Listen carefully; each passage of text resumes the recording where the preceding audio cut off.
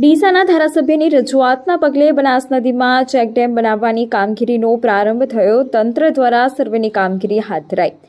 ડીસા બનાસ નદીમાં ચેકડેમ બનાવવા માટે તંત્ર દ્વારા સર્વેની કામગીરી હાથ ધરાઈ છે. આજે સિંચાઈ વિભાગ અને ભૂમિ કન્સલ્ટ દ્વારા નદીમાં 9 કિલોમીટર સુધીમાં સર્વેની કામગીરી હાથ ધરી હતી. ડીસા સહિત આજુબાજુના વિસ્તારમાં છેલ્લા ઘણા વર્ષોથી પાણીના તળ દિવસે ને દિવસે ઊંડા જઈ રહ્યા છે. તેના કારણે ખેડૂતોને સિંચાઈની સમસ્યામાં દિન પ્રતિદિન વધારો થઈ રહ્યો છે. ત્યારે બનાસ નદીમાં પાણીના તળ જળવાઈ રહે તે માટે ડીસાના ધારાસભ્ય પ્રવીણભાઈ બાળીએ સરકારમાં રજૂઆત કરી હતી.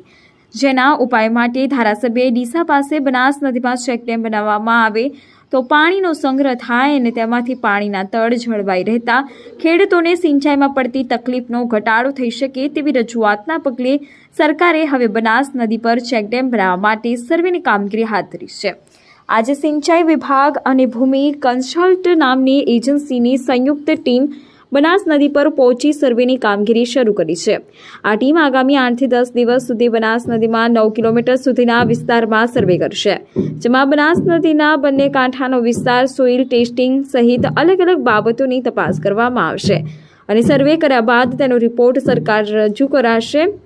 ત્યારબાદ આ રિપોર્ટમાં આધારે ચેકડેમ બનાવવા માટેની પ્રક્રિયા હાથ ધરાશે. ઉલ્લેખનીય છે કે બનાસ નદીમાં ચેકડેમ બનાવવામાં આવે તો ઘણી વખત ચોમાસામાં જે પાણી વહી જતા પાણીનો સંગ્રહ થઈ શકે અને પાણીનો સંગ્રહ થતાં ડીસા પંથકમાં પાણીના તળ જળવાઈ રહે, જેથી ડીસા તેમજ આસપાસના વિસ્તારોમાં ખેડૂતોને સિંચાઈ માટે અને લોકોને પીવાના પાણીની સમસ્યામાં દૂર થઈ શકે.